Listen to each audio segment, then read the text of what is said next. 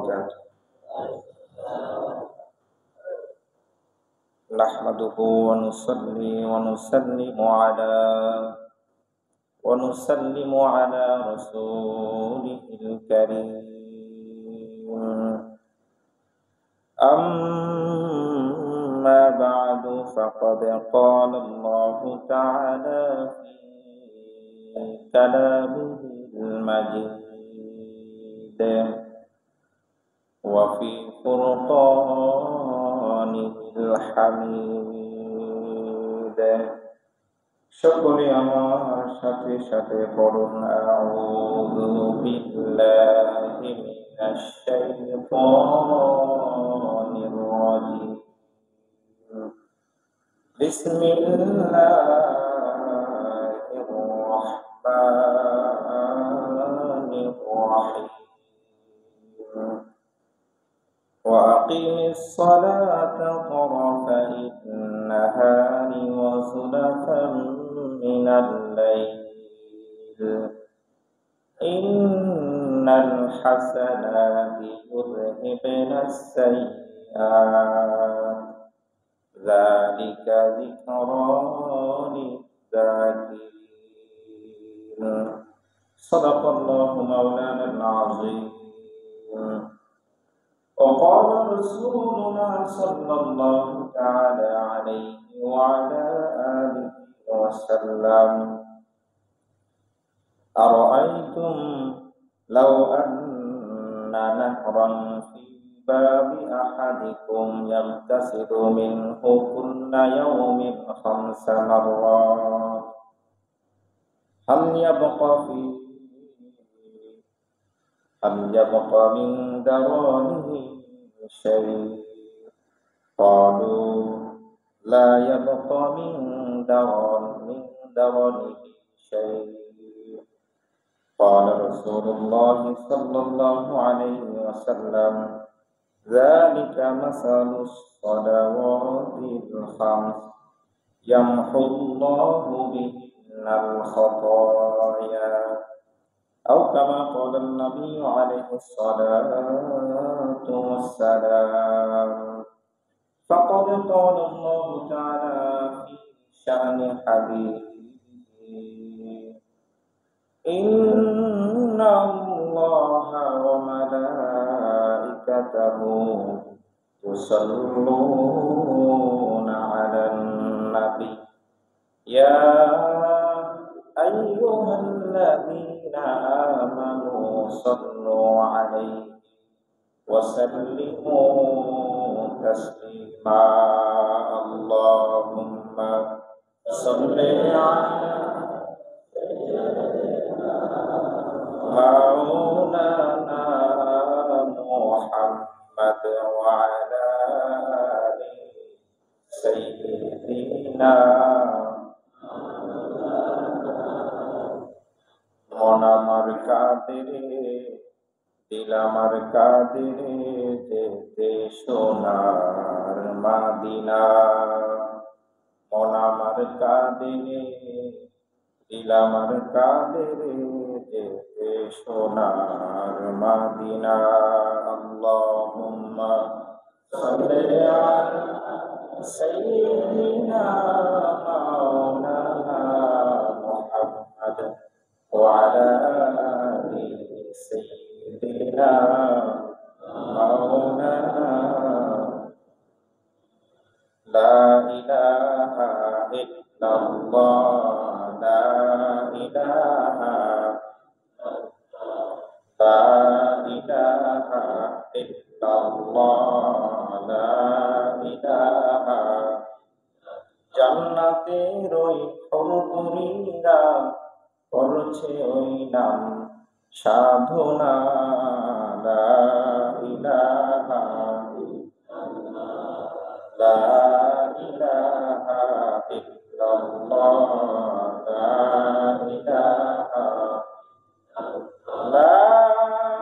ইলাহা ইল্লাল্লাহ মুহাম্মাদুর রাসূলুল্লাহ সাল্লাল্লাহু আলাইহি ওয়াসাল্লাম। আল্লাহুম্মা সাল্লি ওয়া সাল্লিম ওয়া বারিক আলাইহি। সম্মানিত উপস্থিতি, আজ পবিত্র রবিউল সানি মাসের দ্বিতীয় জুমা। আমরা সর্বপ্রথম আল্লাহ তাআলার দরবারে শুকরিয়া আদায় করি যে আল্লাহ পাক রব্বুল আলামিন আমাদেরকে শ্রেষ্ঠতম দিন জুমার দিনে আল্লাহর ঘর মসজিদে আসার এবং বসার তৌফিক দিয়েছেন জুমার নামাজ আদায় করার উদ্দেশ্যে। সেজন্য সে মহিয়ান গরিয়ান আমাদের সৃষ্টিকর্তা আল্লাহ তাআলার দরবারে শুকরিয়া আদায় করে পড়ি আলহামদুলিল্লাহ। আরো শুকরিয়া আদায় করি যে আল্লাহ পাক রব্বুল আলামিন আমাদেরকে বিনা দরখাস্তে বিনা আবেদনে আখির নবীর উম্মত হিসেবে কবুল করেছেন। শ্রেষ্ঠ উম্মতের মর্যাদা আমাদেরকে দিয়েছেন, সেজন্য আবারও কালিমাতুশ শুকর আদায় করি আলহামদুলিল্লাহ। আমরা আজকে কথা বলবো নামাজের গুরুত্ব এবং ফজিলত নিয়ে। সেই লক্ষ্যে খুতবাতে যে আয়াতে কারিমা তেলাওয়াত করেছি সূরা হুদ এর 114 নম্বর আয়াত। সরাসরি আলোচনায় চলে যাচ্ছি। আল্লাহ তাআলা সূরা হুদ এর 114 নম্বর আয়াতে বলছেন, আকিমিস সালাত, হে আমার বান্দারা তোমরা নামাজ কায়েম করো, তরফা ইন্নাহার, দিনের দুই প্রান্তে। সকালবেলার নামাজ ফজর, দিনের শেষ প্রান্তে নামাজ আছে মাগরিব। তাফসীরের মধ্যে আসতেছে দুই প্রান্ত বলতে এখানে ফজর এবং যোহরকে ইনক্লুড করা হয়েছে এবং শেষ প্রান্তের নামাজ আসর এবং মাগরিবকে বলা হয়েছে। এরপর আল্লাহ তাআলা বলছেন ওয়াজুলাফাম মিনাল লাইল, এবং রাত্রের কিছু অংশ। এই কথার দ্বারা ঈশার নামাজকে উদ্দেশ্য করা হয়েছে। তাফসীরে আরো বিভিন্ন ব্যাখ্যা রয়েছে। মোট কথা এখানে 5 ওয়াক্ত নামাজের ডিরেকশন আল্লাহ তাআলা দিয়েছেন যে 5 ওয়াক্ত নামাজ আদায় করো। এরপর আল্লাহ তাআলা বলছেন যে নামাজ পড়লে হবে কি। আমি আপনাদেরকে প্রায়শই বলি যে আল্লাহ তাআলার বাচন ভঙ্গি এত সুন্দর, কোরআনুল কারীমের শব্দমালা এত সুন্দর করে আল্লাহ তাআলা সাজিয়েছে, একটার সাথে আরেকটার মিল রয়েছে। সুবহানাল্লাহ। আল্লাহ তাআলা 5 ওয়াক্ত নামাজের আদেশ দেওয়ার পরে যে নামাজ পড়লে কি হবে সেটা বিবরণ দিচ্ছেন। সুবহানাল্লাহ। আল্লাহ তাআলা বলছেন ইন্নাল হাসানাতি ইউযহিবুনাস সাইয়্যাত। আল্লাহ পাক রব্বুল আলামিন কোরআনুল কারীমের সূরা হুদ এর 114 নম্বর আয়াতে বলেন 5 ওয়াক্ত নামাজ তোমরা আদায় করো ঠিক মতো। এই 5 ওয়াক্ত নামাজ উম্মতে মুসলিমা সমস্ত মুসলমানদের উপর আল্লাহ তাআলা ফরজ করে দিয়েছেন। এই জন্য আল্লাহ তাআলা কোরআনুল কারীমের মধ্যে বলেছেন ইন্নাস সালাতা কানাত আলাল মুমিনিনা কিতাবান মাওকুতা। হে আমার বান্দা, নামাজের সময় যখন উপস্থিত হয়ে যাবে, নামাজের সময়ে ওয়াক্ত মতো নামাজ আদায় করা তোমাদের উপর আমি আল্লাহ তাআলা ফরজ করে দিয়েছি, বদ্ধ করে দিয়েছি। এই জন্য বলেন নামাজ পড়া কি সুন্নত না ফরজ? কয় ওয়াক্ত? 5 ওয়াক্ত। 5 ওয়াক্ত নামাজ ফরজ। আল্লাহ তাআলা বলছেন এই 5 ওয়াক্ত নামাজ যদি আদায় করো, ইন্নাল হাসানাতি ইউযহিবুনাস সাইয়্যাত, এই 5 ওয়াক্ত নামাজ হচ্ছে ভালো কাজ।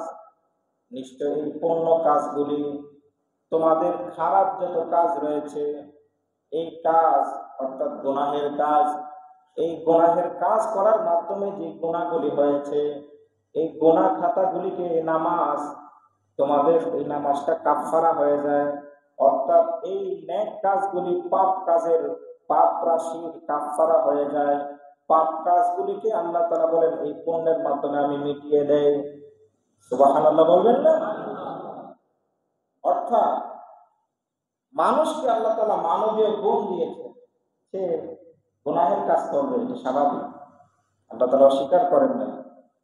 যে আমি তাকে ফেরেশতা বানাই না। ফেরেশতার গুনাহ করার কোনো ইচ্ছা নাই, ইচ্ছা শক্তি নাই, তারা ইচ্ছাও করে না গুনাহের কথা। তারা শুধু নেক কাজ করে, আল্লাহর তাসবিহ পড়ে, আল্লাহর গুণকীর্তন করে। সুবহানাল্লাহ বলবেন না? নবীজির উপর দরুদ শরীফ পড়ে। এই ভালো ভালো কাজগুলি তারা করতে থাকে।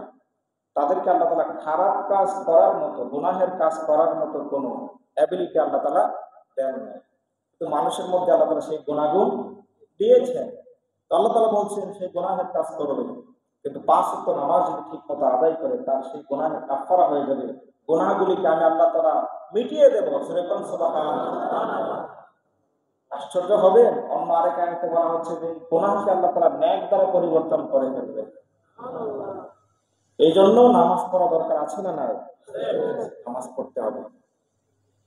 শুধু তাই নয়, খুতবাতে যে হাদিস আপনাদের সামনে তেলাওয়াত করেছি, হাদিসের মধ্যে বুখারী শরীফের হাদিস 5528 নম্বর হাদিস, আল্লাহ নবী ফরমান, আবু হুরায়রা রাদিয়াল্লাহু তাআলা থেকে বর্ণিত, তিনি বলেন, আল্লাহ রাসূল সাহাবীদেরকে একবার ডাক দিয়ে বললেন, হে সাহাবীরা, তোমাদের কাছে আমার একটা প্রশ্ন, যদি তোমাদের কারো ঘরের সামনে, দরজার সামনে যদি একটা পুকুর থাকে, সেই পুকুরের মধ্যে যদি সে দৈনিক 5 বার গোসল দেয়, কয়বার? যদি 5 বার গোসল দেয়, তার শরীরের মধ্যে কি আর কোনো ধরনের ময়লা থাকবে? সাহাবীরা বললেন, না ইয়া রাসূলুল্লাহ, লা ইয়াবকা মিন দারানিহি শাই, তার শরীরের মধ্যে কোনো ধরনের ময়লা থাকতে পারে না। 2 বার গোসল করলে তো ময়লা থাকবে না, একবার করলেও থাকবে না। ভালো করে গোসল করলে, সেখানে 5 বার যদি সে গোসল করে, কোনো ধরনের ময়লা থাকবে না। আল্লাহ রাসূল বললেন, যালিকা মাসালুস সালাওয়াতিল খামস, আল্লাহ রাসূল বলেন, এইটা হচ্ছে 5 ওয়াক্ত নামাজের উদাহরণ। কোন ব্যক্তি যদি দৈনিক আল্লাহর দরবারে মসজিদে এসে 5 বার যদি সে হাজিরা দেয়, আল্লাহর ইবাদত করে, নামাজ আদায় করে, তেমনি ভাবে তার আমলনামার মধ্যে কোনো ধরনের গুনাহ খাতা থাকতে পারে না। ইয়ামহুল্লাহু বিহিন্নাল খাতায়া, আল্লাহ তাআলা তার সমস্ত জীবনের গুনাহ খাতাগুলি এই 5 ওয়াক্ত নামাজের মাধ্যমে আল্লাহ তাআলা মিটিয়ে দেন। সুতরাং নামাজ দরকার আছে না নাই? এই নামাজ প্রত্যেকটি ঘাঁটিতে আপনাকে সহযোগিতা করবে, আর কোনো কিছু আপনার সঙ্গে যাবে না। আপনি যখন মারা যাবেন, মারা যাওয়ার পরে মাইকে ঘোষণা হবে, অমুক এলাকার অমুক মিয়া ইন্তিকাল করেছেন, ইন্না লিল্লাহি ওয়া ইন্না ইলাইহি রাজিউন। যখন মারা যাবেন, মারা যাওয়ার পর আপনার সাথে সমস্ত সম্পদের যত সম্পর্ক আছে সেগুলি বিচ্ছিন্ন হয়ে যাবে। মৃত মানুষের নামে অ্যাকাউন্ট হয়, মৃত মানুষ মারা যাওয়ার পরে তার সাথে সম্পদের যত সম্পর্ক আছে সেগুলি বিচ্ছিন্ন হয়ে যাবে। এরপর তখন আত্মীয় স্বজন তার সঙ্গে থাকে, অবস্থান করে। যখন কবর পর্যন্ত যায়, কবরে পাড়ায় পাড়ায় যখন মাটি দেয়, মাটি দিয়ে আসার পরে তার সাথে আত্মীয় স্বজনের সম্পর্ক শেষ। এখন সে কবরের মধ্যে একা। এখন দুনিয়ার যে ধন সম্পদ ছিল সেগুলো কোনো কাজে আসবে না, এবং তার যে আত্মীয় স্বজন ছিল তারাও কোনো কাজে আসবে না। যেভাবে একা দুনিয়াতে আসছে, যাওয়ার সময় কি একা, কোনো কিছু যাবে না সাথে। এই জন্য এক শায়ের বলেছেন, আসছো একা যাবা একা, সঙ্গে যাবে কি? সঙ্গে যাবে দুটি নাম, আল্লাহ ও নবী। সঙ্গে 2টা নাম যাবে, আল্লাহ এবং নবী। খবরে প্রশ্ন করা হবে, তোমার রবকে, তোমার নবীকে। বুখারী শরীফের হাদিসে আসছে, দেখানো হবে, দেখো এই পুরুষ লোকটিকে চেনো কিনা, উনি কে, ওনার সম্পর্কে তোমার মন্তব্য কি ছিল। 2 নাম্বার প্রশ্ন আছে, তোমার দিন ধর্ম সম্পর্কে প্রশ্ন করা হবে। তো এই জিনিসগুলি আপনার সঙ্গে যাবে। আপনি যখন আমল করবেন, সে আমলগুলি আপনার কবরে পৌঁছে যাবে। কখন পৌঁছাবে? আপনি যাওয়ার আগে। সুবহানাল্লাহ বলবেন না? দুনিয়ার কোনো আত্মীয় স্বজন, বন্ধু বান্ধব আপনার সঙ্গে যাবে না, যারা দুনিয়াতে আপনার জন্য জীবন দিত, কিন্তু সেখানে আপনার আমল আপনি যাওয়ার আগে পৌঁছে যাবে।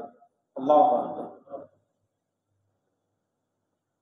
এই যে কোরআন তেলাওয়াত, সেটা আপনার সঙ্গে যাবে। এরপরে হাদিসের মধ্যে আসতেছে, ইদা উদিয়াল মাইয়িতু ফি কবরিহি, যখন একটা মানুষকে কবরের মধ্যে রাখা হয়, যা আল কোরআন ইনদা রাসিহি, মাথার কাছে কোরআনুল কারীম এসে উপস্থিত হয়ে যাবে। ওয়াস সালাতু আন ইয়ামিনিহি, নামাজ তার ডান দিকে উপস্থিত হয়ে যাবে। ওয়াস সিয়ামু আন শিমালিহি, রোজা তার বাম দিকে উপস্থিত হবে। ওয়াসাইরুল হাসানাতি ইনদা রিজলাই, সমস্ত ভালো কাজ, দান সদকা, সমস্ত ধরনের ভালো কাজ, নামাজ, রোজা, কোরআন তেলাওয়াত, এই তিনটা ছাড়া বাকি যত পুণ্যের কাজ রয়েছে, ভালো কাজ রয়েছে, সবগুলি সওয়াবের কাজ পায়ের কাছে উপস্থিত হয়ে যাবে। এই চার দল আপনাকে বেষ্টনী করে ফেলবে, নিরাপত্তা দিবে। সুবহানাল্লাহ বলেন না? দুনিয়াতে যখন নেতা যখন মার খায়, চতুর্দিকে মানুষ ব্যারিকেড দেয়, এরপরও কি ফিরাইতে পারে না।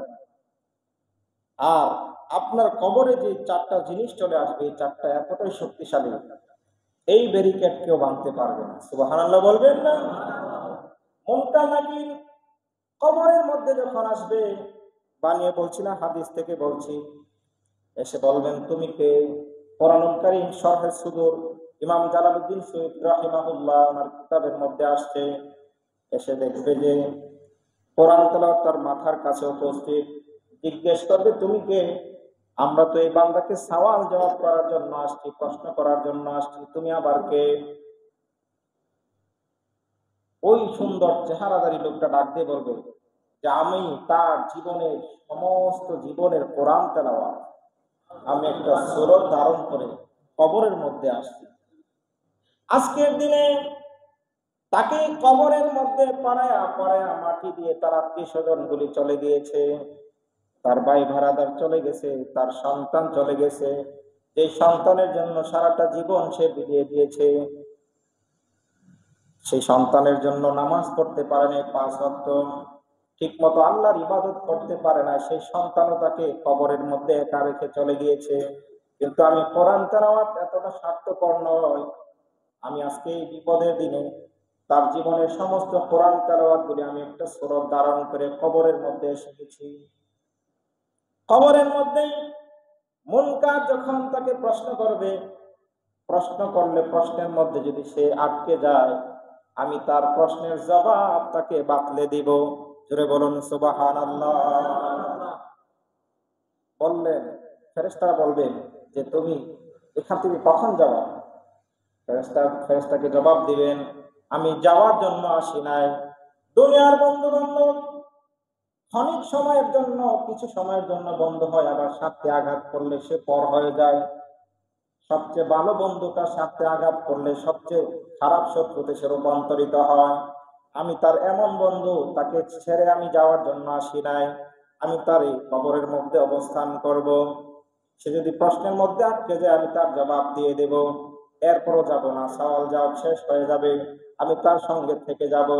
হাসরের ময়দানে যখন সে একা একা যখন উঠবে, সবাই যখন ইয়া নাফসি করবে, আমি তার সঙ্গে দাঁড়িয়ে থাকব। বিচারের কাজের মধ্যে তার সঙ্গে আমি যাব। বিচারের মধ্যে যদি তার ঠিকানা যদি জাহান্নাম হয়ে যায়, আমি আল্লাহর সাথে তর্ক শুরু করে দেব। জোরে বলুন সুবহানাল্লাহ। আল্লাহকে বলবো, রব্বুল আলামিন, দুনিয়ার মধ্যে সে আমার সঙ্গ ত্যাগ করে নাই, আমাকে কোনোদিন সে ছেড়ে যায় নাই, প্রতিদিন কোরআনুল কারীম থেকে এক আয়াত হলেও সে তেলাওয়াত করত। আজকের দিনে যদি আমি তাকে ছেড়ে যাই, সেটা নাফরমানি হবে, আমি তার সঙ্গে থাকব। তুমি যে তাকে জাহান্নামের ডিক্লারেশন দিয়েছো, তাকে যদি জাহান্নামে দাও, আমি কোরআনুল কারীমকেও জাহান্নামে দাও। সুবহানাল্লাহ বলবেন না? আল্লাহ তাআলা বলবেন যে কোরআনুল কারীম আমার সিফত, কোরআনুল কারীম কি আল্লাহর সিফত। আল্লাহ তাআলা বলবেন তোমাকে আমি জাহান্নামে দেব, এটা হতে পারে না, যাও। সে জাহান্নামের ডিক্লারেশন হয়ে গেছে বটে, কিন্তু তুমি যেহেতু সুপারিশ করেছো, আমি তাকে জাহান্নামী থেকে জান্নাতি বানিয়ে দিলাম। এই এক দল। 2 নাম্বার দল হলো ওয়াসসালাতু আন ইয়ামিনিহি, নামাজ তার ডান দিকে এসে উপস্থিত হয়ে যাবে, নামাজও তাকে সহযোগিতা করবে। ইমাম জালালউদ্দিন সুয়ুতী রাহিমাহুল্লাহ শরহ সুদূর এই কিতাবের মধ্যে উল্লেখ করেন, যখন একটা বান্দাকে কবরের মধ্যে রাখা হবে, তখন তার যে অবস্থাটা হবে সেটা হবে যে আসরের সময় যায় যায় অবস্থা। অবস্থাটা কি হবে? সবার একই অবস্থা হবে। যখন সে তার কবরে রাখার পরে যখন তার ভিতরে আবার রুহ রিটার্ন ফেরত দেওয়া হবে, তাকে সওয়াল জবাব করার জন্য ফেরেশতারা আসবে এবং মাটি দিয়ে যখন যারা মাটি দিতে যাবে আত্মীয় স্বজন যখন 40 কদম চলে আসবে, হাত্তা ইয়াসমা করাআন নিআলিহি, হাদিস শরীফের মধ্যে আসতেছে, বুখারী মুসলিম শরীফের হাদিস। সে কবর থেকে ওই যে তার আত্মীয় স্বজন আসহাব তারা যে হেঁটে হেঁটে চলে আসছে তাদের পায়ের আওয়াজ শুনতে পাবে। সুবহানাল্লাহ বলে। তখন দুইজন ফেরেশতা আসবে, আতাহু মালাকান, দুইজন ফেরেশতা আসবে, এসে তাকে বসাবে। বসানোর পরে তাকে প্রশ্ন করবে।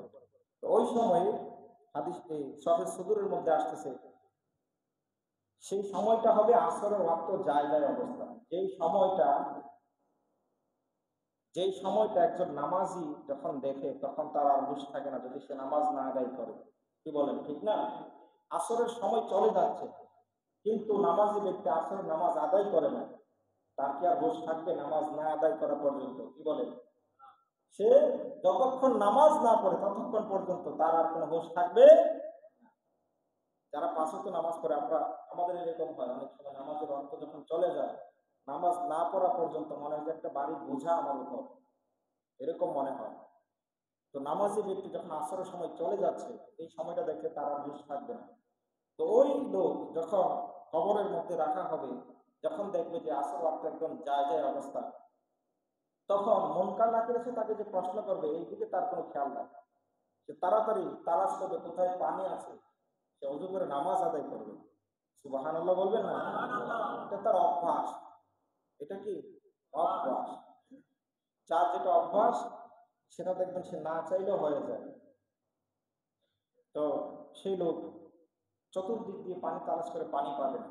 তখন দেখবে যে পানি যেহেতু নাই, শরীয়তে হুকুম আছে পানি না থাকলে মাটি দিয়ে তায়াম্মুম করা যায়।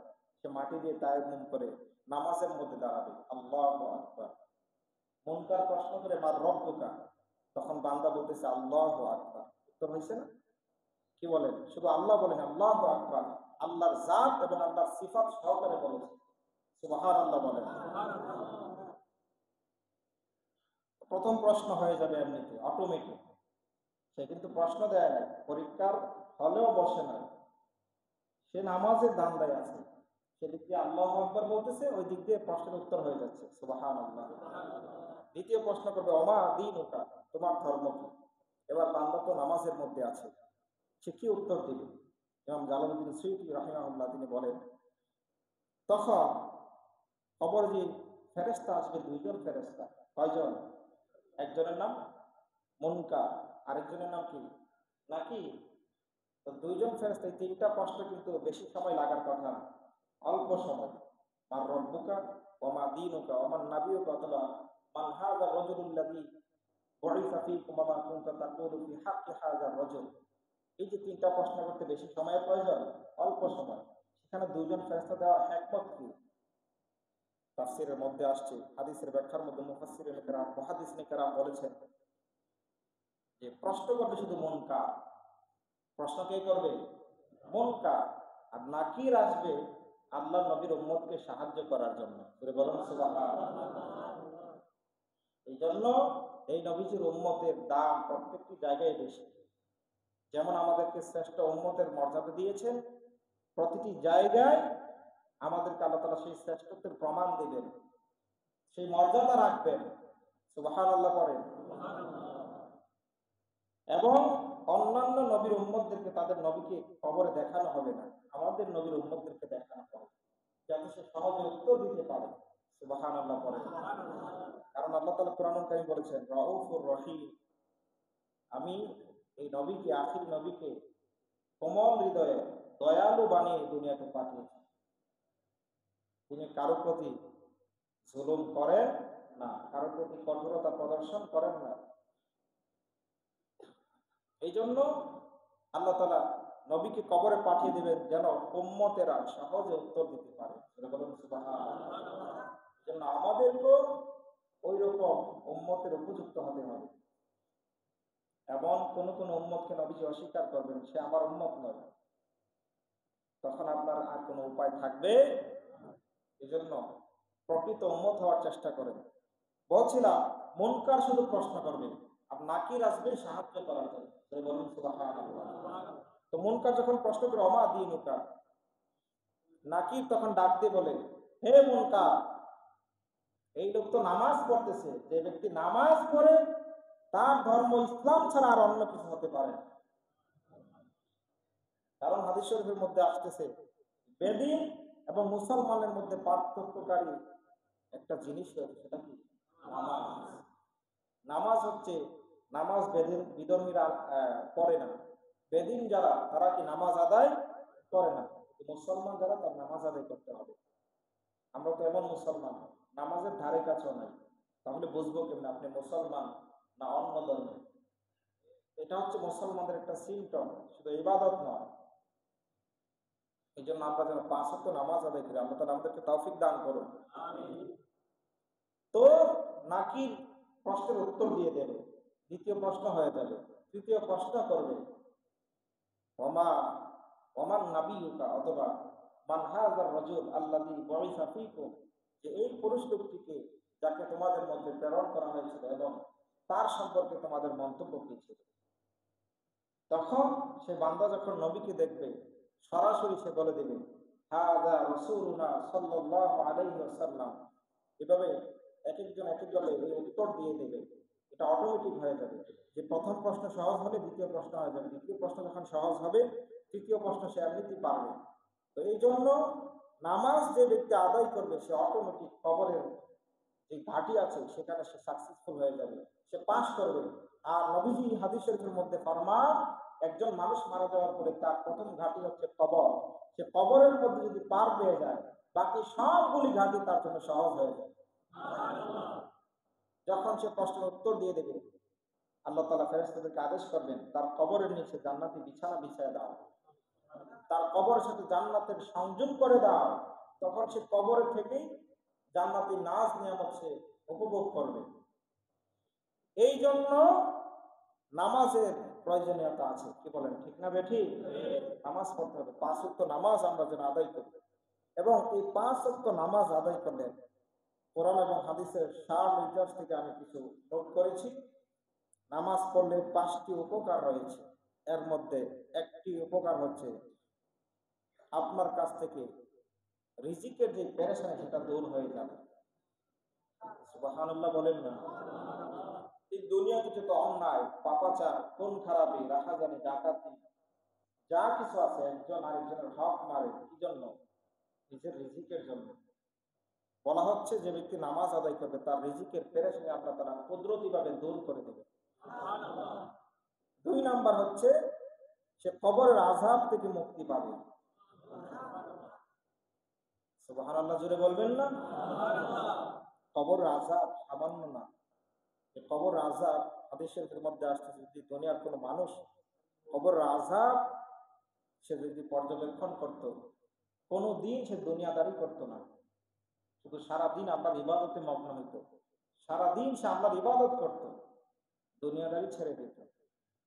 এই জন্য এই নামাজ যে ব্যক্তি আদায় করবে তার এই কবরের আযাব থেকে আল্লাহ তাআলা মুক্তি দান করবে। সেটা বলুন সুবহানাল্লাহ। এরপর বলা হচ্ছে যে যদি সে নামাজি হয়, এই নামাজের বেনিফিট সে পাবে হাসরের ময়দানে, তার আমল নামা ডান হাতে দেওয়া হবে। যার আমল নামা হাসরের ময়দানে ডান হাতে আসবে সে বিনা হিসাবে জান্নাতে চলে যাবে। আর বাম হাতে যার আমল নামা আসবে সে কোথায় যাবে? জাহান্নামে। ডান হাতে যাদের আমল নামা দেওয়া হবে তাদেরকে সামনের দিক থেকে দেওয়া হবে। কোরআন কারীমের আয়াত আসছে, আমি বললে সময় অনেক লাগবে। ডান হাতে দেওয়া হবে তাদেরকে সামনে থেকে দেওয়া হবে, আর যাদের বাম হাতে দেওয়া হবে তাদেরকে সামনের দিক থেকে দেওয়া হবে না, পিছনের দিক থেকে দেবে। কিভাবে? তাদের বক্ষের মাঝখান দিয়ে বাম হাতটা ঢুকায় পিছনে টান দিয়ে নিয়ে যাবে, নিয়ে তার বাম হাতে আমল নামা দেবে। কতটা কষ্ট হবে! একে তো কষ্ট, দ্বিতীয়ত তার ঠিকানা হবে জাহান্নাম। জোরে বলুন নাউযুবিল্লাহ। এরপর বলা হচ্ছে 4 নাম্বার পুরস্কার হচ্ছে সে পুল সিরাতে বিদ্যুৎ গতিতে পার হয়ে যাবে। 30,000 বছরের রাস্তা। কয় হাজার বছরের রাস্তা? 30,000 বছর। বলতে তো মুখে বলতে তো সহজ, গুনে গুনে দেখেন না, 1 2 3 করে 30,000 পর্যন্ত গুনেন। 30,000 বছর। তারপরে এক গন্তে তো বেশি সময় লাগে না, কিন্তু একটা বছর যেতে কত সময় লাগে? 365 দিনে 1 বছর। এইভাবে 30,000 বছর। সুবহানাল্লাহ বলে। 30,000 বছরের রাস্তা, সে বিদ্যুতের চমক। বিদ্যুৎ চমকায় না আকাশের মধ্যে যখন বৃষ্টি হয়, তখন এই বিদ্যুৎ চমক কিন্তু বেশি সময় না, অল্প সময়, 1 সেকেন্ডেরও কয়েক ভাগের 1 ভাগ। এই সময়ের ভিতরে সে চলে যাবে 30,000 বছরের রাস্তা। এরপর 5 নম্বর পুরস্কার হচ্ছে ওয়ায়াদখুলুল জান্নাতা বিগাইরি হিসাব। নামাজ যে ব্যক্তি আদায় করবে, আল্লাহ রাসূল বলেন, সে বিনা হিসাবে আল্লাহর জান্নাতে চলে যাবে। আমরা তো সেটাই চাই, কি বলেন? আমরা কি জান্নাতে যেতে চাই না জাহান্নামে? জান্নাতে মুখে বলি, কিন্তু কাজ করি। আমাদের কি কাজও করতে হবে, কি কথা বলেন, ঠিক না বেঠিক? এই জন্য 5 ওয়াক্ত নামাজ অবশ্যই আদায় করবো, বলেন ইনশাআল্লাহ। এরপরে নামাজ ছেড়ে দিলে কি ক্ষতি আছে সেটা আমি অল্প সময় বলে ফেলছি, যেহেতু সময় একদম শেষ আমাদের। নামাজ ছেড়ে দিলে আপনার 5টি জায়গায় আপনার সমস্যায় পড়তে হবে। দুনিয়ার মধ্যে 5টি সমস্যায় পড়তে হবে। আপনার মরণের সময় 3টি সমস্যা আপনার সামনে উপস্থিত হবে। কবরে 3টি বিপদ চলে আসবে। হাসরের মধ্যে 3টি বিপদ আসবে। এবং যেদিন পুনরুত্থান হবে বিচার দিবসে, সেদিন আপনার 3টি সমস্যা সে সামনে দাঁড়াবে। আমি সংক্ষেপে বলে ফেলছি, বিস্তারিত বলার অবকাশ নাই। দুনিয়ার মধ্যে তার 5টি যে ক্ষতি, একটি হচ্ছে নোকসানুল হায়াত, তার হায়াত কমে যাবে। কি কমে যাবে? হায়াত কমে যাবে। দুনিয়াতে কেউ মরতে চায় না, চায় যে আরো কিছুদিন বাঁচি। যে মেডিকেল আছে, ওখানে চিকিৎসা করাইতে আসে, কি জন্য আসে? বাঁচার জন্য। কি বলে? তো মানুষ কেউ মরতে চায় না, বাঁচতে চায়। বলা হচ্ছে যদি কেউ নামাজ ছেড়ে দেয়, তার কি হায়াত কমে যাবে। 2 নাম্বার, তার চেহারা মলিন হয়ে যাবে। চেহারা কি হয়ে যাবে? চেহারার নূর নষ্ট হয়ে যাবে।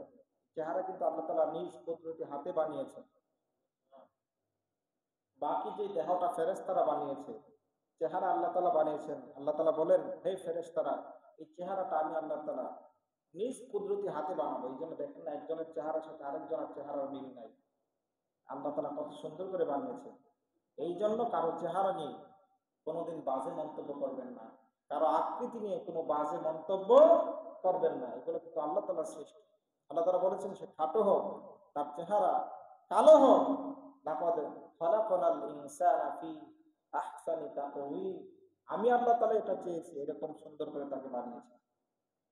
আমাদের বাংলাদেশের ফর্সা হলে সুন্দর বলে, আফ্রিকার বিভিন্ন দেশে যত বেশি কালো হয় তত বেশি সুন্দর।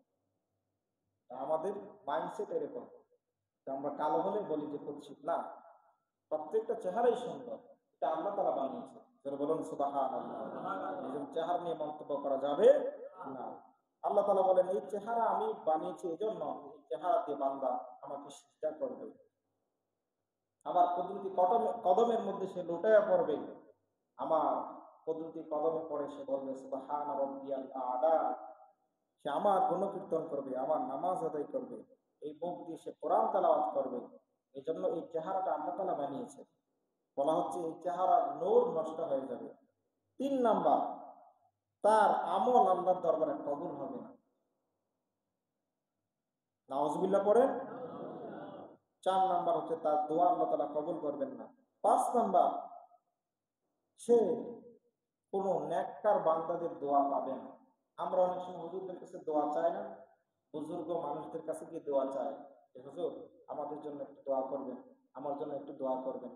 তো যারা বুজুর্গ বান্দা সালেহীন, আল্লাহ তাআলা বলেন ইন্না রাহমাতাল্লাহি করিবুম মিনাল মুহসিনিন, যারা মুহসিন বান্দা, আল্লাহর বুজুর্গ বান্দা, আল্লাহর ওলি, তাদের উপর আল্লাহ তাআলা অনবরত রহমত নাযিল করেন।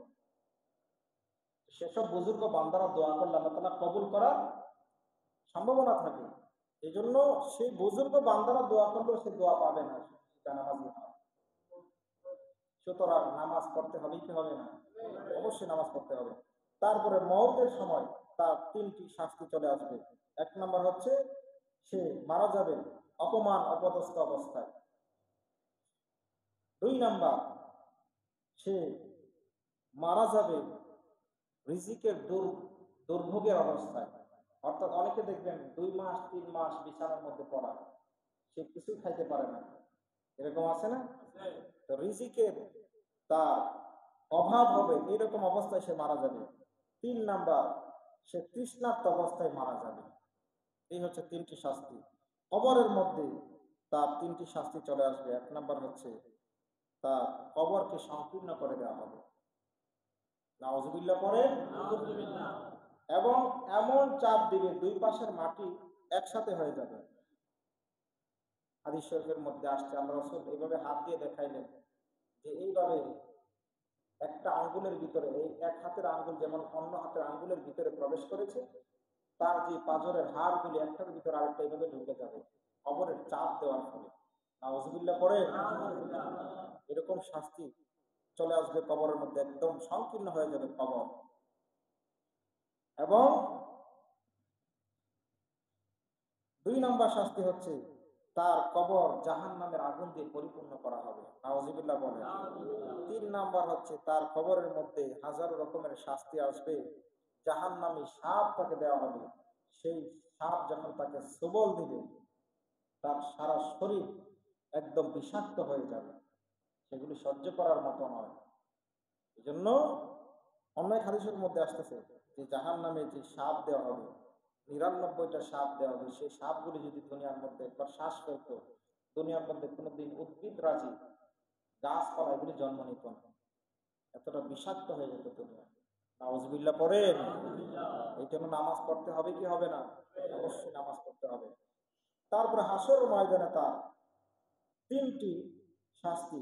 1 নাম্বার হচ্ছে তাকে ডাক দেওয়া হবে, হে আল্লাহর হক নষ্টকারী, এভাবে তাকে হাসর ময়দানে ডাক দেওয়া হবে। কি বলেন? এইখানে শত শত মানুষ, একজন মানুষকে যদি ডাক দেওয়া হয়, এই চোর, হে ডাকাত, এভাবে যদি ডাক দেওয়া হয়, তার কি সম্মান বাড়বে না কমবে? সে কি লজ্জাবোধ করবে না? সে তখন শর্মিন্দা হয়ে যাবে এত এত মানুষের সামনে। আর হাসরের ময়দানে কতজন মানুষ থাকবে? কোটি কোটি কোটি কোটি, আনলিমিটেড, হিসাব করে পাবেন না। কারণ হযরত আদম আলাইহিস সালাম থেকে শুরু করে একদম শেষ মানুষটা পর্যন্ত থাকবে।